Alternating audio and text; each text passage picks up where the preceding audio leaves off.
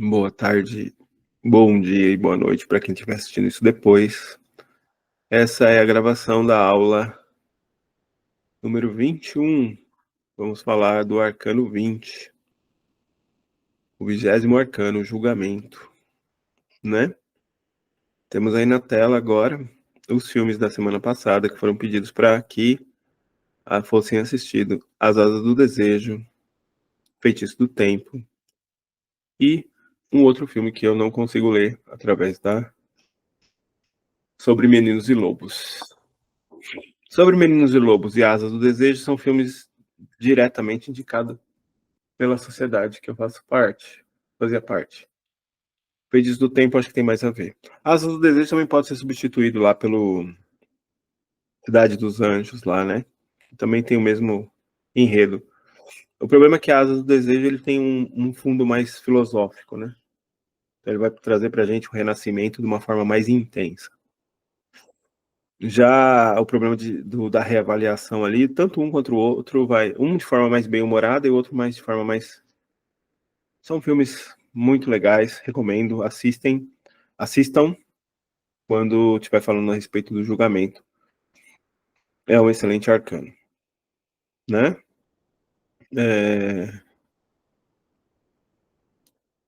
Então a gente começa essa aula falando da nossa jornada, né? A gente completou a jornada.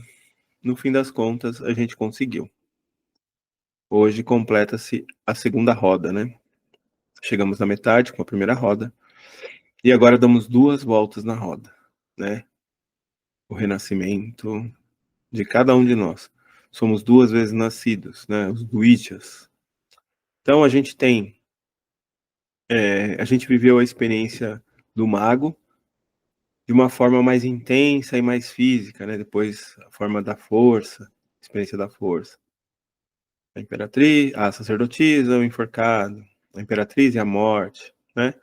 Então agora eu vou fazer uma releitura de todos os momentos que nós tivemos. Essa tem que ser uma das aulas mais assistidas. Vocês vão guardar essa aula como joias, né? Verdadeiras joias que acontecem aí. Então, começamos aí a falar da primeira combinação. A primeira combinação que nós temos aqui é o mago e a força. O mago percebe que a Menelha escapa, né? O infinito na cabeça do mago também está sobre a cabeça da força, né? É o casamento perfeito, né? O mago representa Hermès em sua forma terrena, mas a força é a única carta onde o infinito, olha que bonito, é a única carta onde o infinito... Deixa eu só arrumar essa apresentação. Pronto. Ai. Acho que é isso. Então vamos lá. O mago e a força. O mago representa Hermès em sua forma terrena, mas a força é a única carta onde o infinito está sobre a cabeça de uma mulher, indicando que o domínio espiritual da alma feminina supera o poder técnico masculino. Uma chave velada e alquímica sobre o solve et coagulat, né? Se a gente prestar atenção no arcano 15, em algumas cartas tem lá solve et coagulat, né? O Baphomet. Só funciona com o equilíbrio de polaridades. A criação não consegue se manifestar sem esse equilíbrio. E o mago sozinho não consegue criar nada. Ele só manipula. O que seria a equivalência simbólica dessa combinação? A passagem do controle externo para o domínio interno. O mago inicia sua jornada com técnica, com intenção, com manifestação. Porém, a força representa a integração da vontade com o instinto, o controle real de quem você realmente é. O exemplo simbólico da força, quando ela doma o leão não com violência, mas apenas com a sua presença, traz para o mago a representação do contrário do seu poder. Mostra para ele que o poder não está na força nem na capacidade técnica, mas no sentimento. Quando fazemos magia, muitas vezes imbuímos aquele objeto que está ali na nossa frente com sentimento. Não adianta você simplesmente ler um texto. Leia com atenção. Existe uma diferença entre Pai Nosso que estás no céu, santificado seja o vosso nome, do que Pai Nosso que estás no céu. Santificado seja o teu nome, entendeu? Isso é uma diferença quando você emociona. E a combinação do mago e a força traz isso pra gente muito forte. O que há de mais importante nessa combinação? A verdadeira magia não é fazer acontecer fora, mas é transmutar dentro. O mago manipula o que está fora. A força manipula o que está dentro. Então, essa combinação, ela é uma das combinações mais importantes. Trazemos agora aqui alguns pontos que devem ser observados. O símbolo do domínio externo e a habilidade que manifesta os instintos internos. O mago controla o mundo com ferramentas e a força é a dona da fera com a paixão. Quando vocês forem fazer meditações sobre os arcanos do tarô, colocar uma carta ao lado da outra, com a carta da roda da fortuna no centro, pode trazer revelações para vocês sobre quem vocês são. Não no sentido de trazer manipulação ou capacidade técnica, mas no sentido de mostrar que nem tudo é do lado de fora. Muito acontece pelo lado de dentro. O exemplo simbólico, o mago revela a sua varinha, confiante, cheia de poder, mas a força abre a boca do leão com leveza e sem violência. A essência dessa combinação, o verdadeiro poder não está na manipulação do mundo, mas no domínio gentil da sua própria natureza. Antigamente, quando eu era mais jovem, eu queria mudar o mundo com as minhas opiniões. Hoje, depois de muito tempo, basta mudar a mim mesmo, que o mundo inteiro muda. Essa é a combinação do mago e a força. Então agora passamos para a combinação da sacerdotisa e o enforcado. Do saber oculto para a rendição espiritual. Ambos são arquétipos do intermediário. A sacerdotisa entre os mundos com o véu atrás de si, e o enforcado entre o céu e a terra preso pelo pé esquerdo. Lembre-se que o pé esquerdo para quem conhece magia sabe que pela minha mão direita e pelo meu pé esquerdo as potências do reino se dobram diante do mago. O mesmo lado da árvore da vida, que revela o entendimento oculto, ou seja, Binah, com o pé esquerdo que ele toca Binah. Alguns estudiosos sugerem que o enforcado está num estado pós-morte e que a sacerdotisa atravessa o véu, entregando os mistérios. O que essa equivalência simboliza, na sua opinião? Eu acho que vocês têm que começar a pensar sobre isso. Colocar as duas cartas diante da roda da fortuna e meditar sobre o assunto pode trazer respostas. Uma das respostas que eu consegui foi que o saber oculto se torna vivência. E aí, não é mais conhecimento, mas sim sabedoria. A sacerdotisa guarda o mistério e o enforcado se sacrifica para vivê-lo. Prestem atenção nessa frase. A sabedoria guarda o mistério, mas o enforcado se sacrifica por vivê-los. Percebe que todo esse processo foi um sacrifício? Vocês acabaram de passar por um processo de sacro ofício. Sacrifício. Sacro ofício, trabalho sagrado. Vocês, cada um de vocês agora, na entrega desse arcano, finaliza um trabalho de sacro ofício, um trabalho sagrado, de se dispor e se entregar aos 22 arcanos. Não como pessoas mundanas aí que são profanas, né? Mas no sentido de querer viver efetivamente cada carta dessa, dia após dia, na sua vida. E que essa atitude se repita todos os anos nas datas dos seus aniversários, tá? O exemplo simbólico da sacerdotisa, ela não atravessa o véu. Ela fica do lado de fora, protegendo o véu. com a Torá na mão. O enforcado já faz o quê? Se entrega, cai de ponta cabeça. E o mais importante, o conhecimento místico, que não é vivido, é estéril, da sacerdotisa, se torna sabedoria após todo o sacrifício do enforcado. Ele paga o preço da renúncia. Temos agora alguns aspectos da carta. Simbolismo. Da sabedoria oculta ao sacrifício. Da sabedoria oculta ao sacrifício. A sacerdotisa contempla o mistério, o enforcado se entrega ao mistério. Um exemplo simbólico, ela guarda o véu, está atrás dela. E ele atravessa de cabeça para baixo. A sabedoria espiritual só se realiza quando abrimos mão do controle e nos rendemos ao mistério sagrado de Deus. Entramos agora na Imperatriz e a Morte. Algumas pessoas discordam plenamente do autor porque não acreditam que a morte é sacerdotisa. Para essas pessoas, eu sempre recito aquele meu poema, né, de minha autoria. A vida é madrasta voraz que nos devora dia a dia, nos batendo e nos fazendo sofrer. A morte é mãe delicada e amorosa que põe a gente no colo e faz a gente adormecer. Esse poema é meu, ele é bem antiguinho e ele tem bastante estrofes, mas essa parte em específico eu falo exatamente desses arcanos.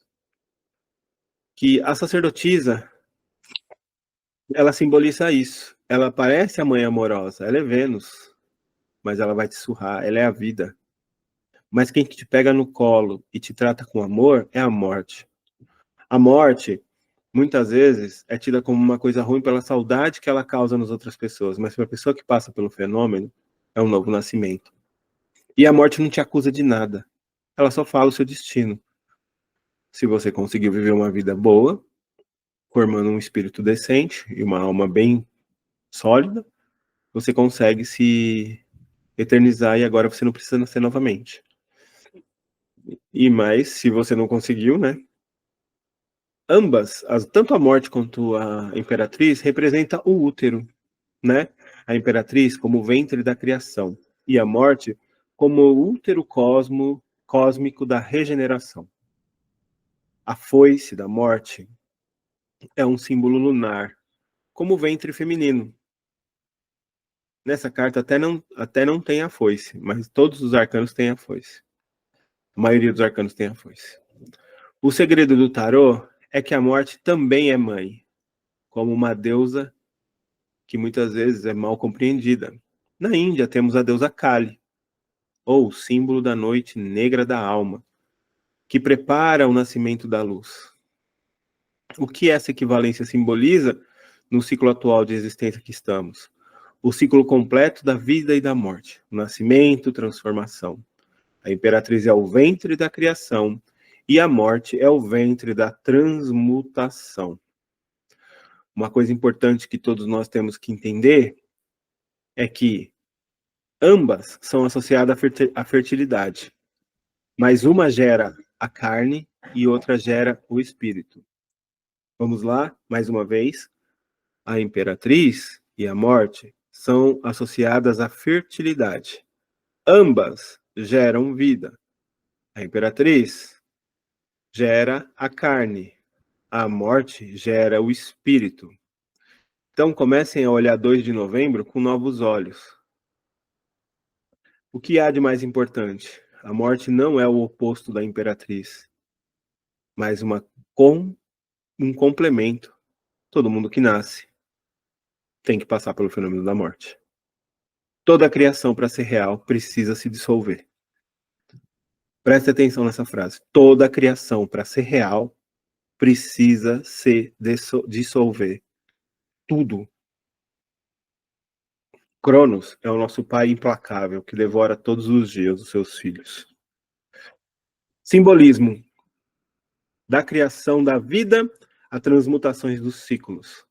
A imperatriz gera a morte, a imperatriz gera e a morte transforma. O ventre fértil da imperatriz dá lugar ao esqueleto que limpa o campo para o novo. Limpa o campo de guerra, né? Para o novo nascer. Nada verdadeiramente nasce sem algo que morra. Criar é também deixar ir. Então agora a gente vai achar a equivalência entre o imperador e a temperança, o domínio, o poder, mas sem harmonia e equilíbrio não existe, né? Então vamos lá. O imperador representa a forma fixa da matéria. A temperança já é o símbolo alquímico da coagulação existente na alma. A figura angélica derramando a água entre as taças representa o segredo da dissolução dos opostos da arte real,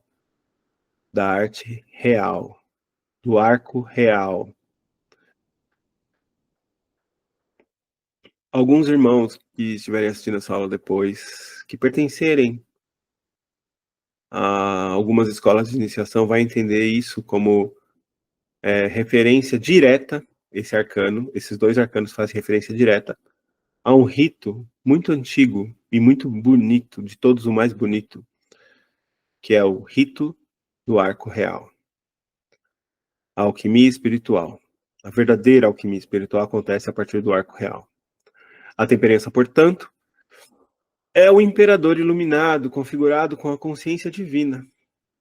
O imperador, por si, é a temperança, que age na matéria de forma física e trazendo a equivalência simbólica. A passagem da estrutura rígida para o equilíbrio dinâmico acontece pela roda da fortuna. O imperador impõe a ordem, a temperança harmoniza as forças. O imperador impõe a ordem, a temperança harmoniza as forças. Um exemplo simbólico é quando o imperador se representa, apresenta suas palavras como lei. Mas todas as leis são só externas. A temperança não põe palavras, ela não diz nada, ela é um anjo. Ela só transmuta, transfigura, opera.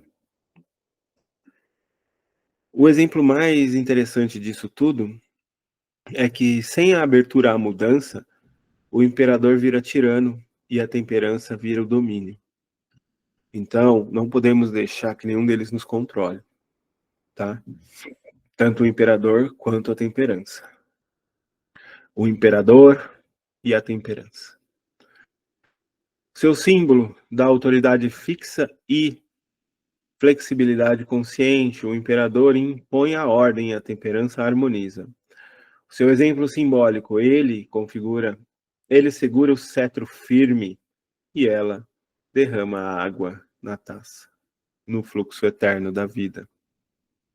A essência, o poder rígido se dissolve na arte do equilíbrio da adaptação. Essa parte da adaptação é muito importante. Temos que nos adaptar ao novo. Temos que nos adaptar ao novo. Lembrando que a alma também. Agora, quem que é, né? A gente tem os maiores símbolos religiosos aí. Mas é bem isso mesmo. O Hierofante e o Diabo. A lei externa e a libertação das ilusões. Ambos, na tela, mostram a autoridade, tá? A figura com chifres, né? E o Hierofante com a tiara de 3 andares. O símbolo do domínio sobre o céu, terra e inferno. E o diabo com chifres literais, ou seja, o choque. São dois lados da mesma entidade arquétipa. Arquetípica, não sei. Eu prefiro falar arquetípica, é mais bonito. Um representa a verdade como revelação, e o outro a verdade oculta atrás das máscaras do desejo. Jung sempre dizia, aquilo que se vê, mas precisa encontrar aquilo que se vê, mas se precisa encontrar onde devemos olhar, né? Então, o Jung, ele tinha essa visão, que muitas vezes A gente tem um sentimento e a gente só consegue enxergar esse sentimento efetivamente quando a gente descobre a origem, né, desse sentimento. Então, eu tenho desprezo por pessoas que usam verde. Mas qual que é a origem? Porque não adianta eu olhar para o desprezo. Se eu olhar na origem, eu consigo entender o porquê desse sentimento. E a partir do momento que eu entendo, eu consigo manipular essa origem para que isso é manipular o tempo. Então, por exemplo, se eu odeio verde porque meu pai me deu uma surra uma vez com uma roupa verde, eu consigo manipular e entender aquilo que, assim, poxa, meu pai estava tentando me educar porque eu tinha cometido uma travessura. Então, eu não devo odiar o verde, eu devo amar o verde, porque o verde, na verdade, é a cor que meu pai usou para simbolizar o acerto, entende? Então, você vai transmutando gradativamente pontos de desequilíbrio na sua alma. Então, aquilo que você mais precisa encontrar será encontrado onde você menos quer olhar, né? É um complemento aí da frase do Jung. Então, precisamos saber para onde olhar. E aí, essa frase a gente pode complementar assim: aquilo que você mais precisa encontrar, você precisa saber, né? Primeiro, né? Que você não deve olhar para o objeto, mas você primeiro precisa encontrar onde você precisa olhar. E como que você sabe isso? É o lugar que você menos quer olhar. É o lugar onde você menos quer mexer. O que é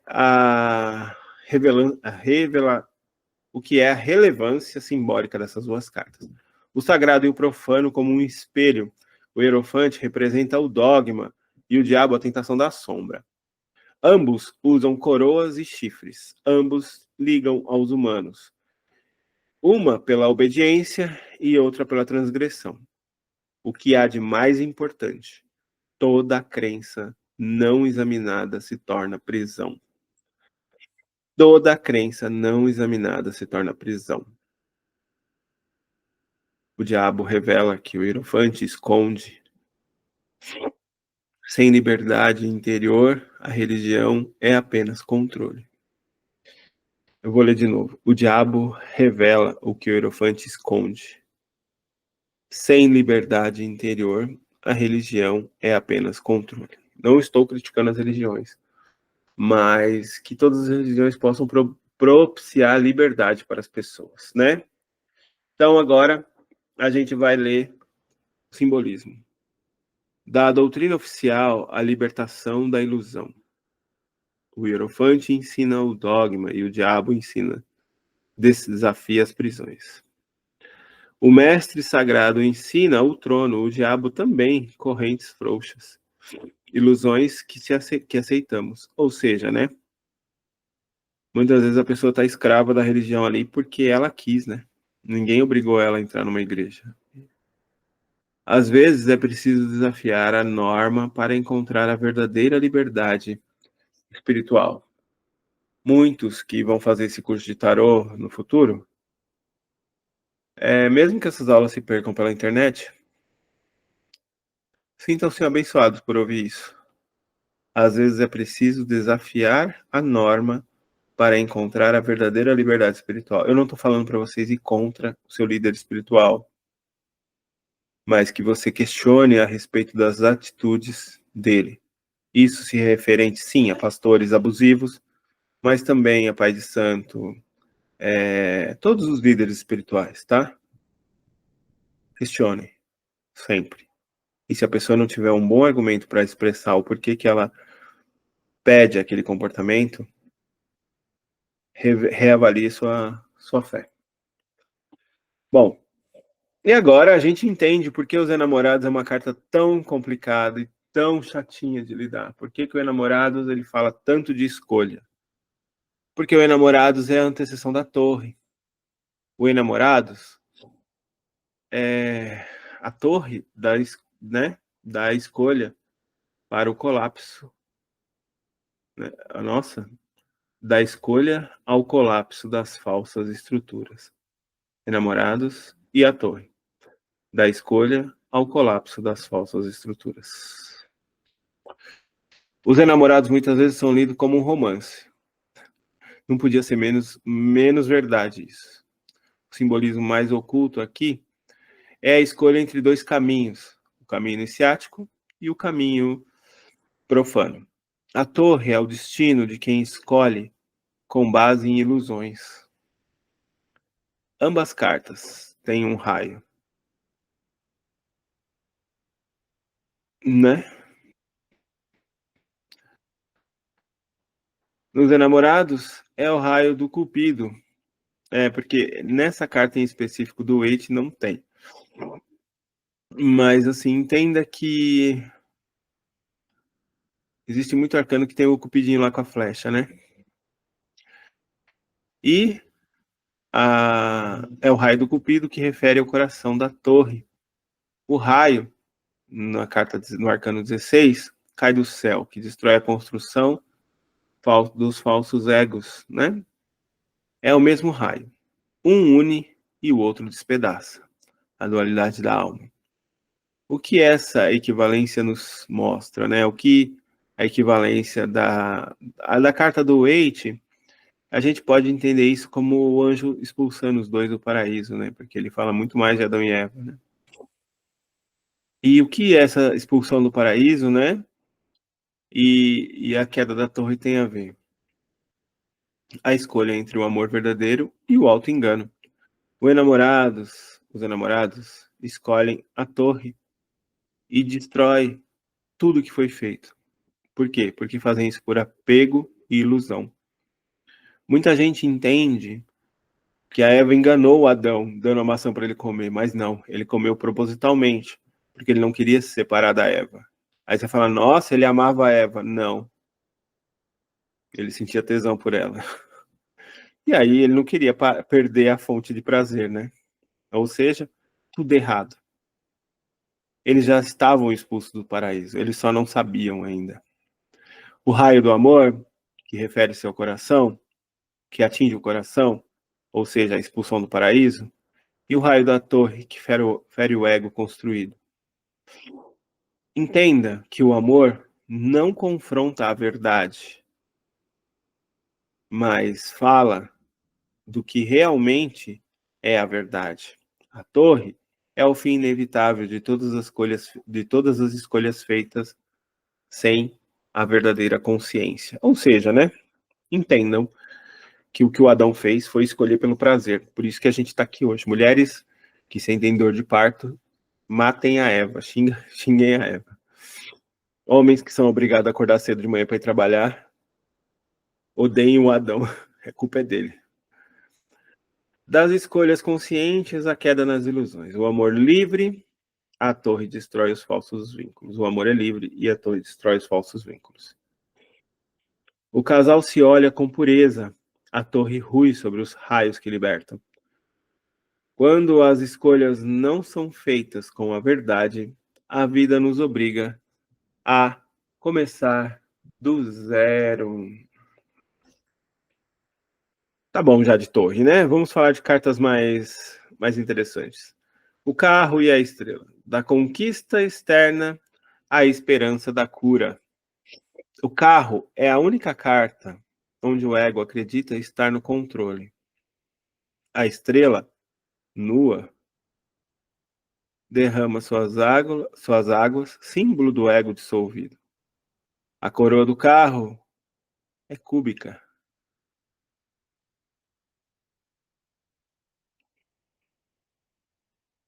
Gente, a coroa do carro é cúbica. Ou seja, percebe que aonde ele está lá dirigindo é quadrado. Nossa, eu não tinha reparado nisso. E isso representa a matéria. Todo o cubo o carro ele é todo quadrado, né? Já reparou? Mas principalmente onde ele está.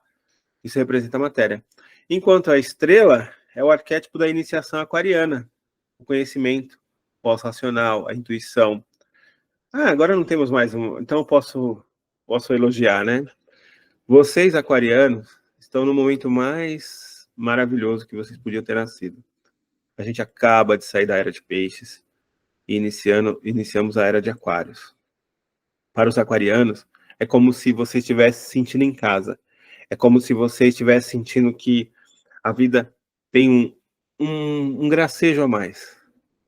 Os aquarianos estão se sentindo como se o mundo fosse feito para eles. E é, de fato. É a era deles. É a era do amor. É a era da inovação. A era da busca por si mesmo. Né? Mas tá bom já. Segundo Eliphas Levi, a estrela representa a mulher gnóstica. O que eu não acredito. Mas sim, eu acredito que representa a mulher no sentido de humanidade. Né? A estrela representa a mulher, não mulher arquétipo mulher, mas sim no sentido de humanidade, né? E o retorno da verdade. O que é que é a equivalência entre o carro e a estrela representa?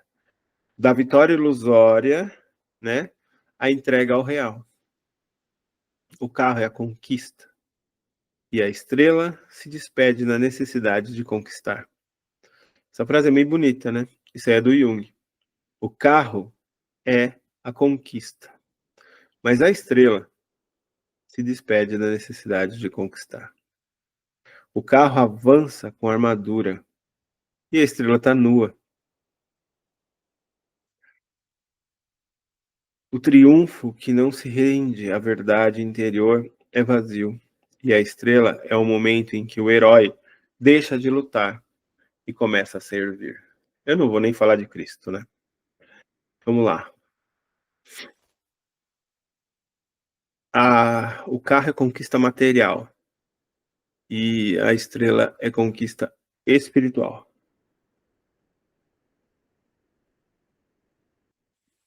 Não. Um é conquista da alma e outro é conquista do físico. Tem diferença. Mas não é essa, não é homem e mulher. É físico e alma.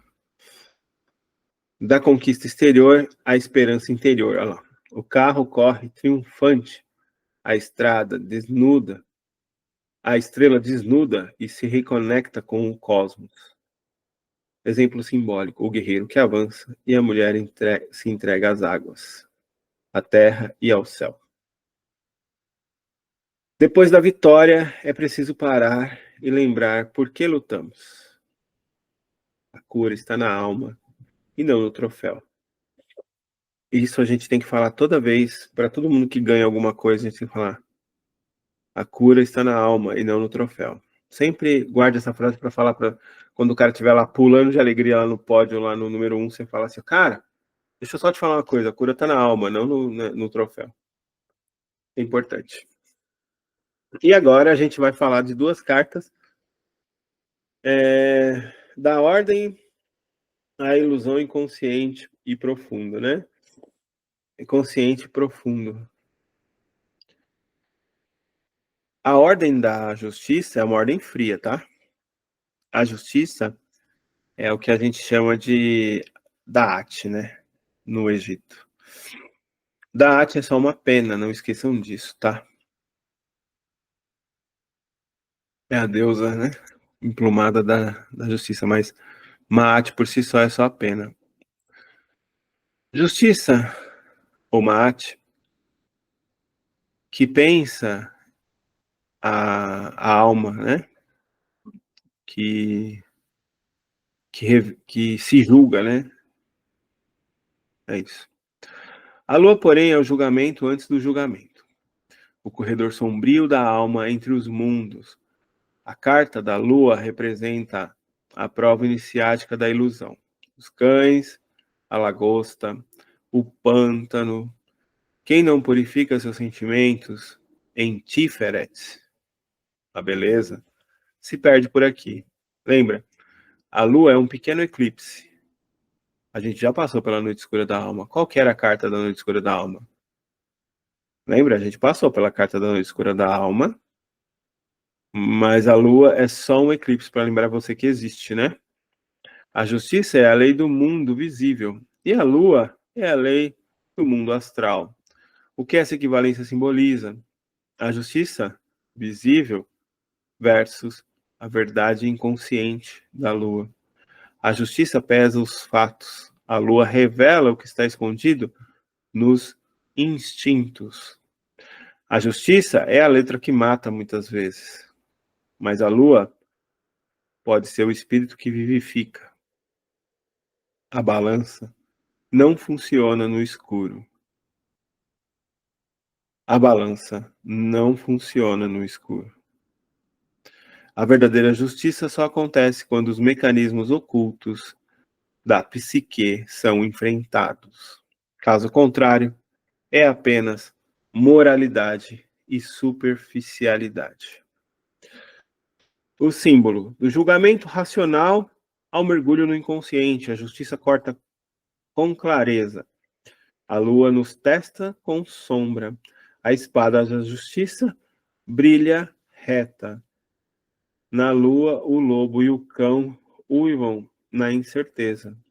A verdade não é a verdade não é só racional. O inconsciente também carrega sabedoria e armadilhas. Então é isso. Espero que vocês entendam que a lua e a justiça simbolizam duas faces do mesmo bastão. E agora o eremita e o sol. Poxa vida, Roberto, que combinação, né? É, gente, o eremita e o sol. Saturno e Oque, né? Aratron e Oque. O sol na busca solitária, a revelação luminosa. O eremita carrega a lanterna de Lúcifer, o portador da luz, a estrela que caiu do céu. No caso, ele tirou, né? Mas não é a luz para todos, é apenas para o que buscam na escuridão. O sol é essa mesma luz. O sol é a manifestação dessa mesma luz, revelada e compartilhada a todos. Um é luz individual e o outro é a luz universal. Na Cabala, o eremita caminha por Hod, intelecto místico, até alcançar Binah, a sabedoria. Já o sol é Tiferet, o coração puro, o mesmo fogo que queima e ilumina. As equivalências simbolizam a solidão e a autopreservação. Não se esqueça que para o sol iluminar as pessoas, ele precisa estar sozinho no céu. As estrelas não o acompanham. O brilho é tanto que todas elas se afastam. O eremita, então o sol se torna o verdadeiro eremita. O eremita que guarda a luz para todos. O sol irradia. O eremita demonstra. O eremita segura uma lanterna. O sol, a luz é plena. O que há de mais importante? O conhecimento profundo que fica guardado no coração do eremita ou a sabedoria que ilumina todos, mas não completa ninguém?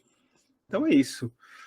Isso é importante, gente. Por que o eremita, que tem lá a estrelinha de Lúcifer lá que ele pegou do céu e pôs na lanterna, e o sol, o que os dois têm em comum? Simples. O eremita, ele está sozinho com uma pequena luz, mas ele está sozinho, porque ele só tem luz para ele. O sol tem luz para todo mundo, mas ele também está sozinho. Ninguém se aproxima do sol. O sol é intocável. Entendam que os dois estão só. Um no ápice do brilho e o outro no ápice da sombra. E aí, quando os dois se tocam, eles mostram pra gente que a busca, na verdade, não é brilhar ou não brilhar. A busca, na verdade, é encontrar, é conseguir trocar, é conseguir... Por isso que eu falo, Deus está no outro, não em você. Né? Da busca solitária à ilusão compartilhada. O eremita carrega a lanterna, o sol brilha para todos. O velho caminha na escuridão. As crianças dançam sobre o sol. O que se encontra na solidão ilumina o mundo. E se for compartilhado com pureza, nossa, o que se encontra na solidão ilumina o mundo, se for compartilhado com pureza. Essa frase, eu não sei, foi retirado do slide lá da sociedade, mas se você pegar a profundidade, o que se encontra na solidão ilumina o mundo, se for compartilhado com pureza. Olha isso. Essa frase está dizendo o seguinte, que o eremita sozinho, depois do momento de solidão, ele vai iluminar mais o mundo do que o sol com todo o brilho que ele tem. É algo a se pensar. Meditem sobre isso. Acredito que vocês descobrirão coisas esplêndidas. E agora, não menos importante, por último, mas não menos importante, chegamos à roda da fortuna. E quem é a roda da fortuna, se não o julgamento? O destino cego que desperta o consciente. A roda é a repetição kármica, o julgamento é chamado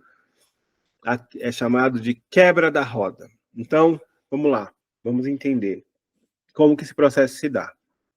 Vamos falar da roda da fortuna. Então, a roda da fortuna é o ciclo de reencarnações, é a roda de Sansara.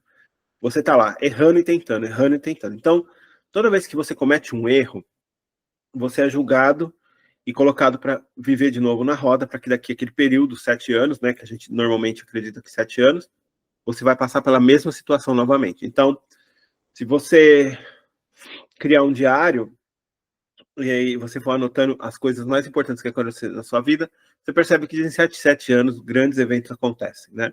Então, por exemplo, não no mesmo ano, né? Por exemplo, esse ano eu casei, ano que vem meu filho nasceu. Não, vamos lá, esse ano eu casei. Próximo ano meu filho nasce. No próximo ano eu compro uma casa. E aí vai passando.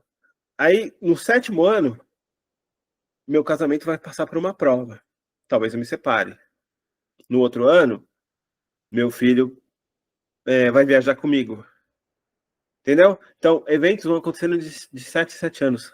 Um ano se reflete no outro. Isso é muito interessante para que vocês anotem. Isso é a roda da fortuna. Já o julgamento, você é julgado e acabou. Você saiu da samsara. A roda é a repetição kármica. Tudo que você não conseguiu completar, você recebe uma nova lição e uma nova oportunidade. O julgamento é chamado a quebra da roda. Nesse aspecto, você perdeu. Não tem mais volta. Como em Sansara e Nirvana, a trombeta do anjo é a voz do eu superior. O som cósmico, né? É porque no caso aí é uma trombeta, mas o som cósmico, segundo os hindus, é Om. Então, qual é o som que fará com que os mortos se levantem? Om. Entendeu? É esse Om que vai fazer no tom do Dó Mi Sol.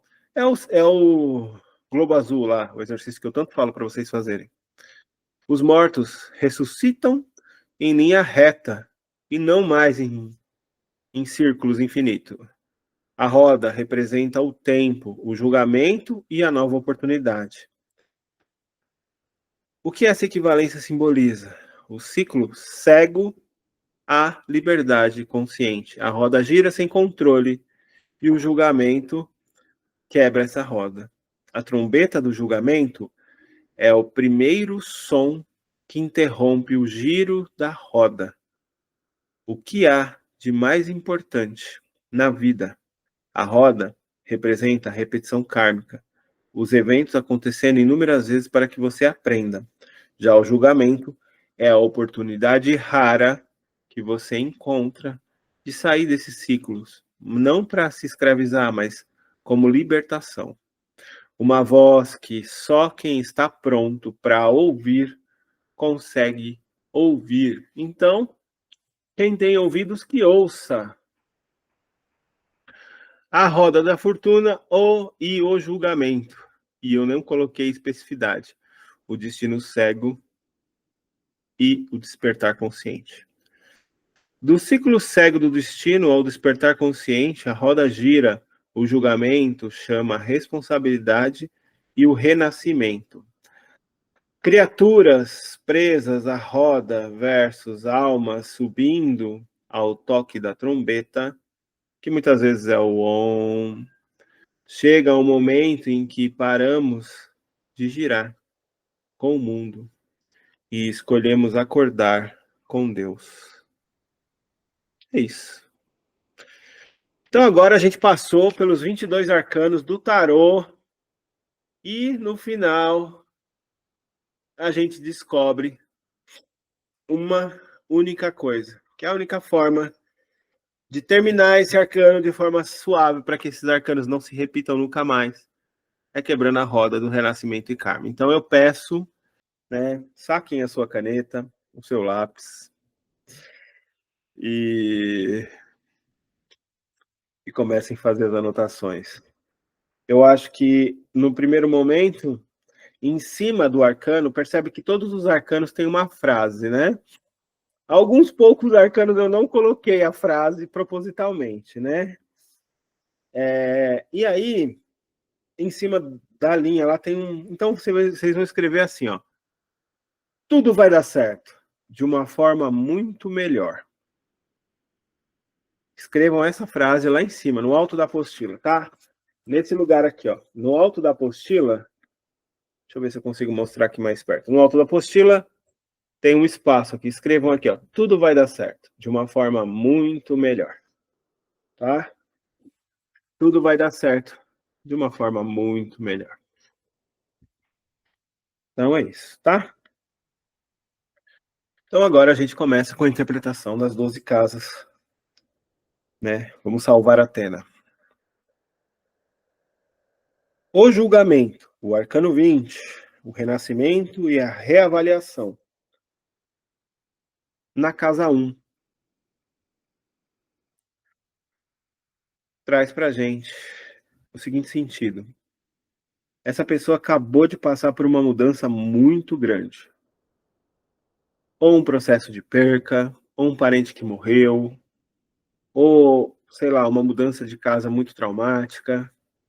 Quando esse arcano sai na casa 1, essa pessoa acabou de passar por um processo de transformação muito intenso. Às vezes não acabou, tá, gente?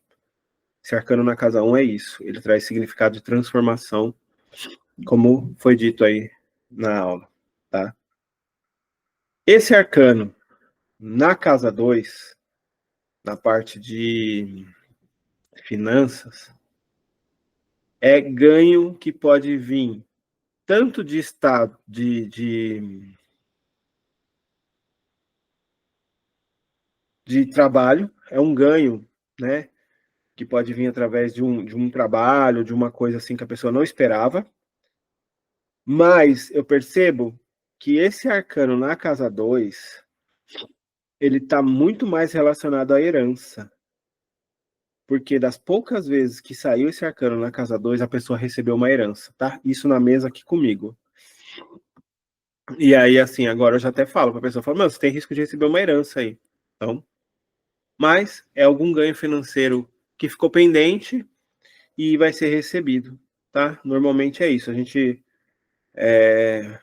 e fala pra pessoa não gastar muito esse ganho aí, porque quando vem pelo julgamento, normalmente vai ser algo muito legal que a pessoa vai fazer. E se a pessoa desinteirar, por exemplo, de repente uma viagem que vai aparecer, é algum passeio com a mulher, com os filhos, ou às vezes é sozinho, né?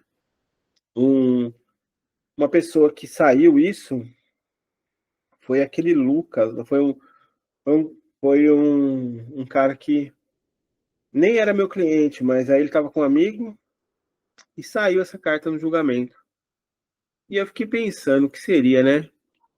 Aí eu perguntei para ele se ele ia fazer alguma viagem, ele falou que não estava interessado em fazer viagem. Eu falei, não, você vai sim, cara. Tem algum lugar que você quer ir muito?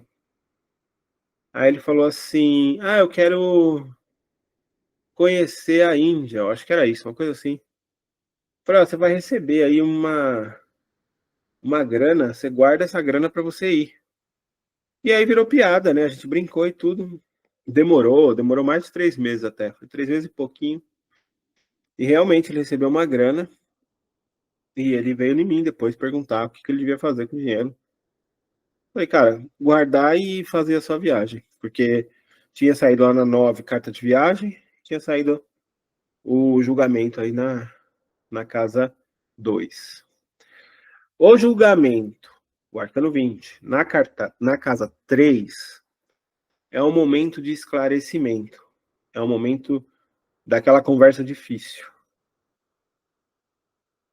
É alguém que quer falar com você.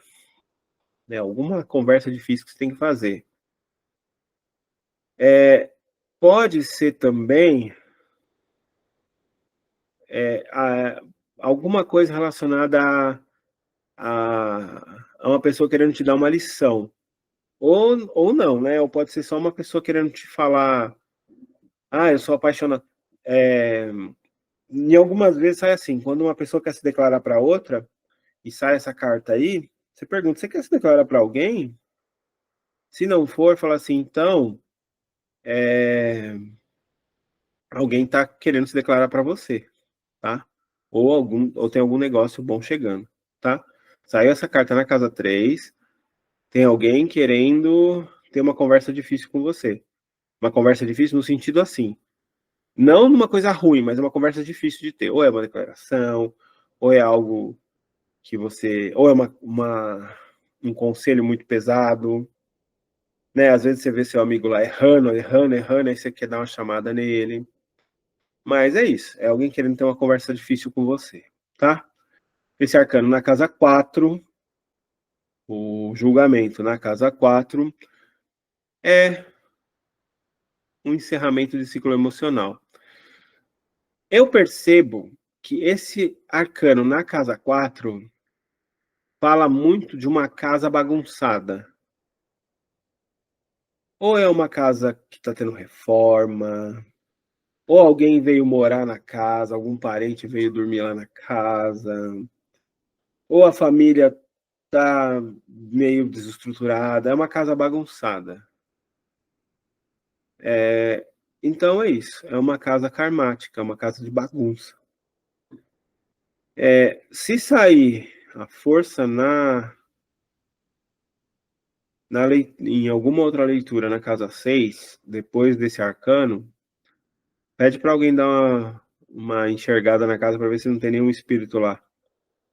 Mas muito provavelmente não é Egum, né? É só casa bagunçada mesmo, tá? Então vamos lá. O julgamento na casa 5 fala de revelações amorosas. Sem mentira. Esse arcano na casa 5, você tem que falar com todas as letras para a pessoa. Deixe seu passado para trás.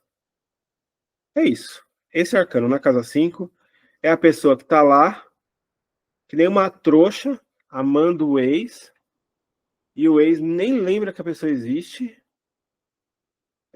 Então, deixe seu passado para trás. Você tem que ser claro com isso. Que a pessoa está sendo feita de trouxa. Então, deixe seu passado para trás. E ame a nova relação que você tem. Tá? Roberto, como eu posso falar isso? Fala. Porque, assim, você tem a obrigação de ajudar o seu cliente. Seu cliente veio até você, você é o oraculista, então você fala para a pessoa, olha, deixe seu passado para trás, você não está deixando. E aí, como é casa 5, relacionado a relacionamento, tá? E assim, muitas vezes a pessoa nem gosta da pessoa, ela nem tá pensando em alguém, ela tá pensando na relação que ela teve. Então ela tá tentando transformar a relação que ela tem agora nisso. E se a pessoa estiver solteira, é porque ela não consegue esquecer o ex. Essa carta na casa 5, ela é complicada. Essa carta na casa 7 é a transformação da relação. Por quê? Porque é assim, ó. Vamos supor que você conheceu alguém na sua infância. Aí se distanciou. Aí você vive um bocado. Aí você encontra de novo essa pessoa. Essa carta na casa 7. Tá? E outra coisa também, às vezes nem é casamento, namoro, não. É só uma reconciliação. Essa carta na casa 7 você tem que ficar esperto, porque se a pessoa for casada, muito provavelmente é alguém que vai voltar do passado para se reconciliar. Mas não no sentido de namoro. Reconciliar mesmo, tá? E se a pessoa for solteira, também. Só que aí tem possibilidade de ter relacionamento, porque há o perdão, tem o abraço, né? O homem é safado, então vai querer passar a mão ali, vai abraçar aqui e acaba que rola. Mas normalmente é tipo, é alguém do passado que surge, tá, gente? É só isso. Aí vocês interpretem na hora. Essa carta na casa 8, olha, muito provavelmente, quando sai essa carta na casa 8, a pessoa tá revendo o relacionamento. É aquela pessoa que põe o relacionamento na balança, porque assim, o 8 também fala da alma, e essa carta é uma carta karmática. Então, o que, que vai acontecer? A pessoa vai passar por um despertar espiritual e vai reavaliar o relacionamento. Sabe? Às vezes, por exemplo, eu tô passando por um despertar espiritual relacionado aos arcanos. Isso é um negócio que eu falo para vocês, gente. É um negócio que me orgulha, sabe? Saber que a minha esposa, ela tem certas habilidades que eu não tenho, sabe? E eu tenho certas habilidades que ela não tem. Eu falei de coisa besta aqui, mas tem outras coisas, né, mais importantes. E aí, isso é muito legal, porque é uma troca. Ela me ensina, eu ensino, ela me ensina. É óbvio, mas um dia vai acabar. Claro, quando a gente tiver 70 anos, eu não vou querer mais nem. Não tô brincando. Não, mas, né, sempre tem uma coisa nova, né? Então é isso. Eu acho que o casamento é isso, né? Então imagina, a gente passando por 2 processos de iniciação pesadíssimo, né? Que o tarô não é muito fácil. Não é louco igual Saturno, mas não é pesado também, né? Igual Saturno. Mas também não é de boas, assim. É um processo lunar, né? Todo emocional. Tanto é que, assim, quem estava casado separou. Eu não queria nem falar isso, mas é isso. É um processo emocional. Ou você está bem resolvido com as suas emoções, ou você vai sofrer. Tem que estar bem resolvido. E eu não tô falando, eu tô com a menina. Não, é a pessoa bem resolvida com as emoções. Sabe, gente? Isso é muito complexo. Passar por uma iniciação lunar, ela é tranquila até a página 2. A iniciação saturnina não vai fazer isso, não vai mexer nas suas emoções. Ela vai mexer com sua capacidade de fenômeno, né? A Lua não, vai tratar suas emoções primeiro, para depois trazer para vocês, entregar para vocês o misticismo, né? Porque são iniciações diferentes. Todos vão terminar em Binar, né? Todos vão terminar em Saturno. Mas a Lua passa por todas as esferas gradativamente. Então, quando vocês esbarraram lá no Arcano 1, vocês começaram o processo, no Arcano 2 vocês aprenderam a ficar quieto, no Arcano 3 vocês aprenderam a criar, no Arcano 4 vocês aprenderam a mandar, no Arcano 5 vocês aprenderam a criar vínculos, no Arcano 6 aprenderam a escolher, no Arcano 7 vocês aprenderam a andar, no Arcano 8 a gente fez a justiça, né? A gente fez a força, vocês aprenderam a ter vigor, no Eremita aprenderam a buscar dentro de si a luz, né? Na roda da fortuna entenderam o karma. E aí foi, gradativamente, carta por carta, buscando cada uma dessa iniciação.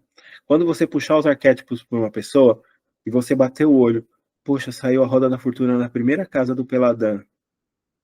Essa pessoa tá fazendo besteira de novo, tá correndo risco. Ou ela tá correndo o risco de errar de novo, ou ela tá passando pela mesma experiência e não tá passando, e não tá conseguindo subir de nível.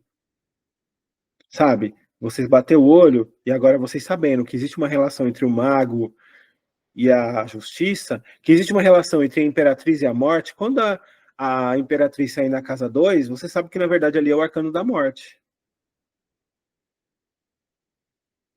Vocês entendem por que é necessário a gente ter todo esse processo de aprendizado? Gente, eu nem lembro mais onde a gente estava, mas enfim, na casa 8, na casa 8 é isso. É um grande despertar espiritual que o casamento vai passar por um abalo, tá? Esse arcano na casa 6 é um arcano que vai falar do seguinte.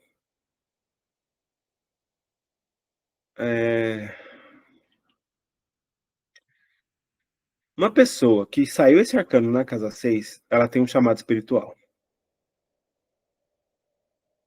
Então, assim, procure um terapeuta, e eu não tô brincando, essa carta na casa 6 é procure um terapeuta e mudanças de hábitos relacionados a caminho espiritual. Eu coloquei aqui na minha apostila, procure terapia e vire magia, estude magia. Mas não é bem isso, tá? É porque na hora que eu estava estudando, eu taquei o que mais simboliza, mas não façam isso, gente. Olha que horror. Cadê? Deixa eu pôr aqui na frente. Eu sou um idiota, gente. Olha isso. Aqui, ó. Ó. Na casa 6, tá vendo? Na casa 6. Cadê? Casa 6. Aqui, ó. Casa 6. Aqui. Saúde, procure um terapeuta e estude magia. Olha isso. Então, assim, não estou recomendando para vocês colocarem isso aí. Mas não tem símbolo maior. É assim, ó. Vai fazer terapia e expulse seus demônios, tá? Esse arcano na casa 6 é isso. Esse arcano na casa 9 é um convite a você se encarar de verdade. É um sinal, porque assim, normalmente esse arcano na casa 9 ele fala que você evoluiu as suas crenças, só que você ainda está em padrões limitados. Então se encare, começa a olhar de novo, fala: opa, aonde eu tô tão rígido? O que eu estou estudando, o que eu não estou estudando e não estou aplicando? Sabe aquelas pessoas que têm livros, bibliotecas e não sei o quê, mas não aplica nada na vida? É isso. Esse arcano na casa 9 é isso. São pessoas que têm grandes bibliotecas,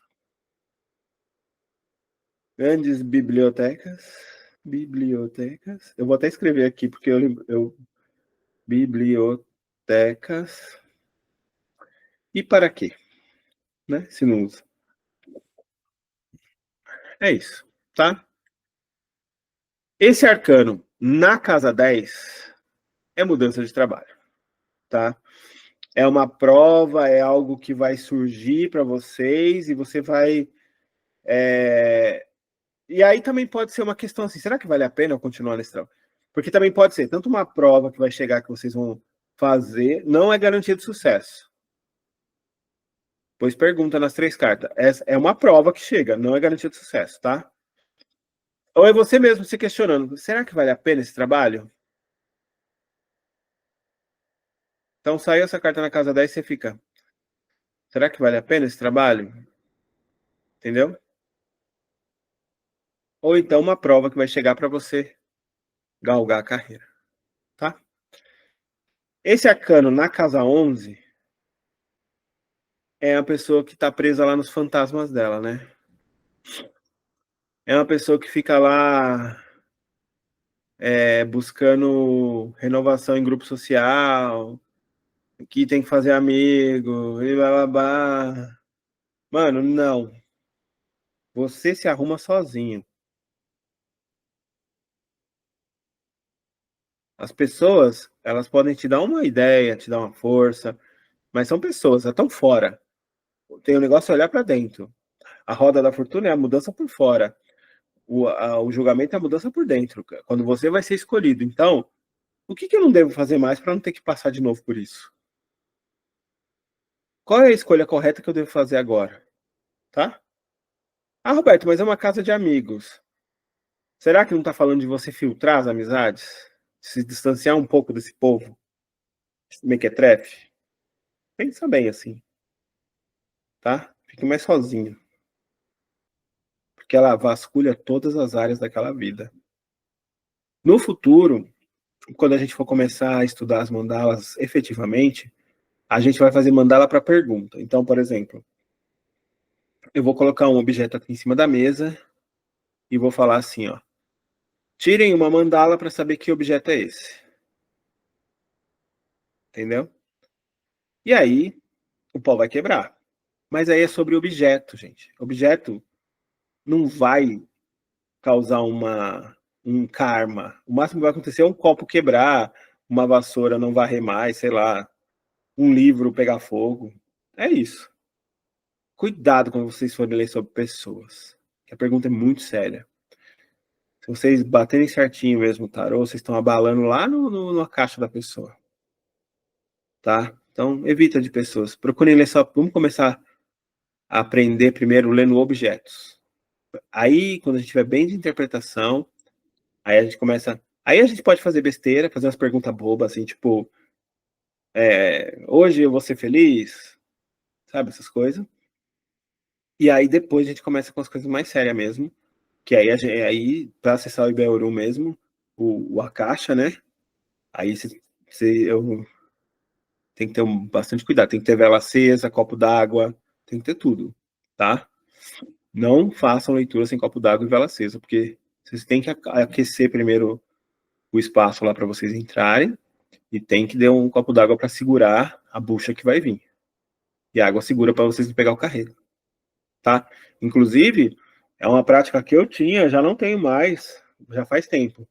Porque como fica lá em cima ali, minha taça do meu anjo e minha vela, eu parei de acender na mesa aqui. Mas eu vou começar a acender de novo para fazer mapa astral e principalmente para fazer radiestesia. Entendeu? Copinho d'água e velinha. Porque os carregos estão vindo com força. O povo tá difícil, viu? Bom, e é isso, gente. Esse é o Arcano 11. Olha, tudo isso eu vou cortar depois, se eu lembrar, né?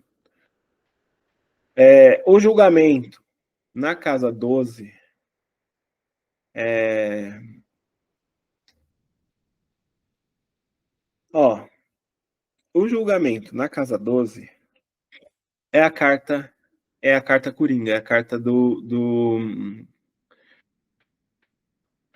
é alguma graça de Deus que tá caindo sobre sua cabeça. Eu não tô brincando. É essa mulher aí, ó. Essa mulher do arcano. Tá vendo essa mulher aí do lado? O julgamento na casa 12, ele traz sentido da pessoa recebendo uma graça. E aí pode ser qualquer coisa, tá?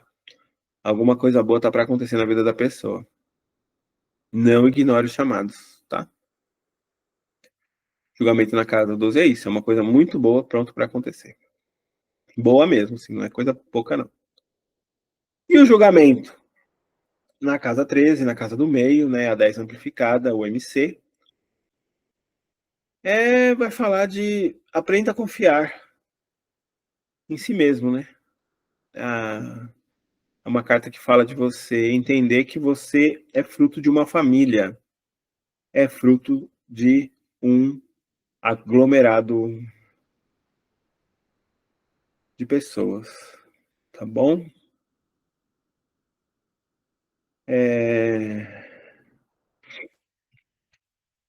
Se, por exemplo, sair a roda da fortuna na 10, o julgamento na 6, que fala lá, que eu falei, né? Estude magia, procure terapia, e sair a roda da fortuna na 10, julgamento na 6 e o mundo na 2, alguma coisa vai fazer vocês mudar de status social. Pode ser um casamento, pode ser uma nova profissão. Muito provavelmente vocês vão ganhar um dinheiro. Alguma mudança vai acontecer no seu status social. Esse arcano nessas casas, essa combinação, roda da fortuna na 10, o julgamento na 6 e o mundo na 2, é alguma coisa que vai mudar seu status social, tá? Pode ser dinheiro, mas também pode ser tipo um casamento, novo emprego, tá? Respeito, sei lá, alguma coisa, tá?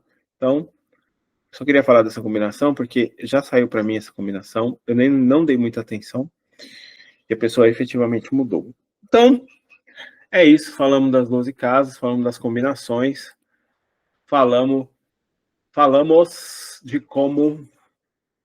E agora se preparem todos vocês, vamos assumir o arquétipo do louco. Isso aí, muito bem, vamos lá para a última parte que é o introdução ao louco para vocês ficarem doidos de vez. Então vamos lá. Então o louco, ele é o louco. Olha que legal. Isso é muito interessante. Por quê? Porque exatamente o segredo ele tá com a roupa vermelha, percebe? E por que que todas as outras cartas ele tá verde Mas aqui no segredo ele tá vermelho por conta da erupção que tá acontecendo. A loucura é maior do que vocês imaginam. Tá como explodindo um vulcão e ele tá querendo se atirar no vulcão. Olha, eu falo pra vocês, viu? Isso é ser louco, ó. Então a gente tem aqui o passado, que é ele colhendo rosas, e aí ele vai colher a rosa branca. A rosa branca. O cachorrinho aqui, né, que é a constelação de Cão. Quando vocês tiverem aula sobre o louco, vocês vão entender. Aí tem aqui questionando se ele deve ou não pular, e aqui ele efetivamente pulando. Então, e ele pulou, e ele foi sentir o cheiro da rosa, e largou as experiências da tarde. Então, vamos entender o arcano o louco. O louco, ele vem com a mochilinha, tá vendo? Essa mochilinha significa que ele está trazendo todas as experiências vividas dessa jornada que vocês fizeram. Então, vocês vão vestir o arquétipo do louco para ter as experiências que vocês... Então, durante essa semana, eu quero que vocês pensem bem em tudo que vocês viveram. Não se esqueça que existem arcanos-chave no tarô para esse tipo de coisa. E aí, lembrem de todos os arcanos que têm pena vermelha na cabeça. Lembrem de todos os arcanos que têm pena vermelha na cabeça. O louco, ele tem a pena vermelha na cabeça. Quais são os arcanos? Pensem nisso. Pensem que o arcano, a roupa do louco por dentro era vermelha. E agora, o que aconteceu? Ele virou do avesso?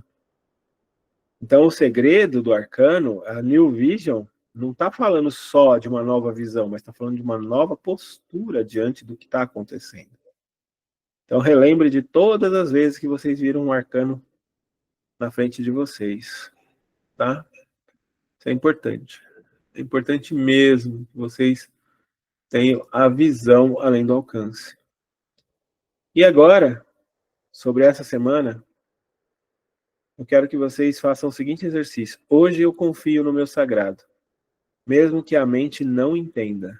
Hoje eu confio no meu sagrado, mesmo que a mente não entenda. Gente, vocês passaram por períodos muito complicados. Teve gente que quase morreu, o Alberto quase morreu aí.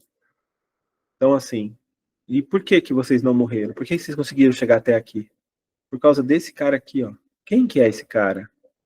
Então, quando você for para o trabalho segunda-feira, pegue um caminho diferente, entendeu? Do normal.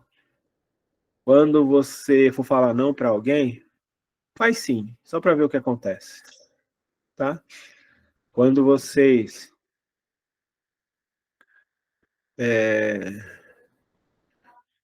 quando você faz algo, desligue por 20 minutos algo que você gosta. A propósito, tipo, inclusive, assim,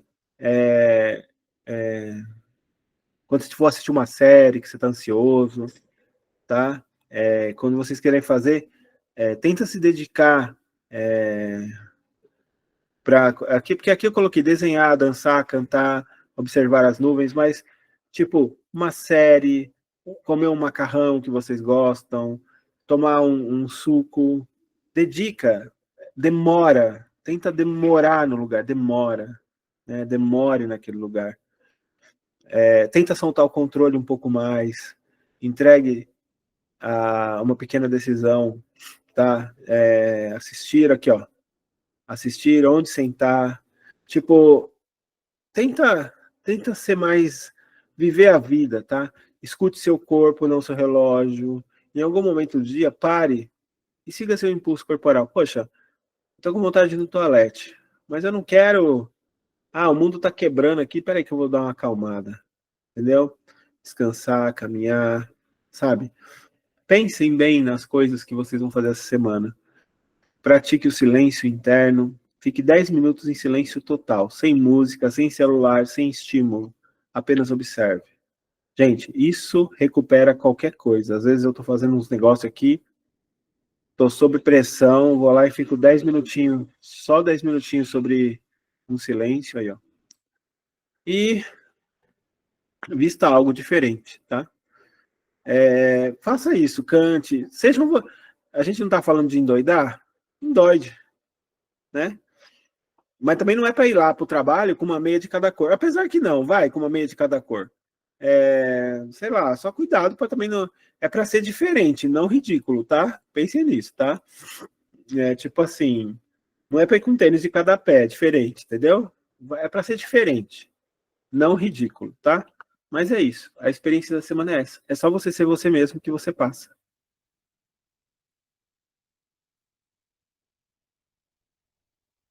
É...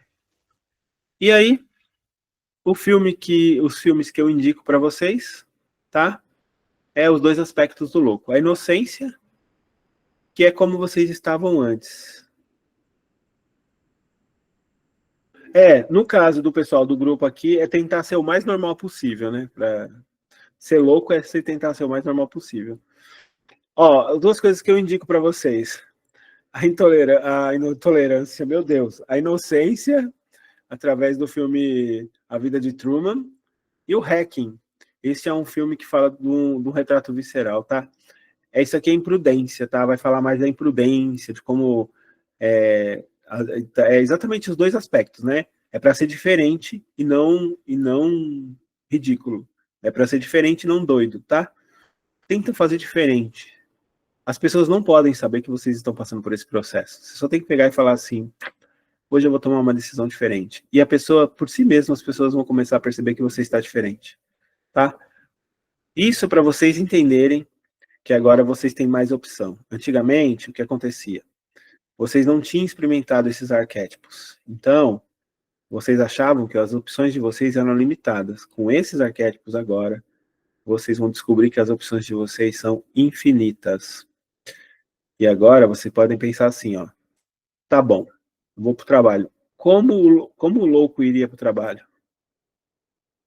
Ele iria com a mochilinha? Ou então você pensa assim, como a imperatriz se comportaria num dia? Gente, as dimensões disso é infinita. Vocês escolhem as experiências que vocês querem viver, tá? Não tem nada é obrigatório, né? Inclusive não viver nenhuma. Você fala assim, Roberto, para de maluquice, não quero viver nada disso. Tá bom, não viva. Continue nos seus hábitos normais. Eu sei que pra gente que já está aqui no final, não tem como, né? Se vocês olharem para vocês lá atrás, no começo da nossa jornada, vocês eram uma pessoa, hoje vocês são outra, bem diferente. Inclusive com rotinas diferentes. Eu mesmo mudei minha rotina loucamente. Hoje eu não sou mais aquele rapaz que começou a falar de arcano aqui um tempo atrás. Não é, bom, rapaz também não, né? Eu nunca fui, né, rapaz. Aquele senhor, aquele distinto senhor que começou a falar dos arcanos aqui para vocês, já mudou. Já não, agora já é uma pessoa já que passou pelo processo. E é isso que eu quero que vocês reconheçam em vocês. O quão bom ou mal foi o processo. Mas eu acredito que deve ter sido bom, porque esse processo todo faz a gente se reconhecer, tá bom? Eu vou postar lá no grupo lá essas coisas. E não se esqueçam da afirmação principal. Eu confio no meu sagrado, tá bom? Semana que vem a gente já começa a falar das sincronicidades do tarô e de como, por exemplo, vocês sabiam que essa aqui é a constelação de Órion e esse aqui é a constelação de Cão Menor? Tan, tan, tan. Tudo isso e muito mais aqui, não percam. Até a próxima aula, gente. Falou!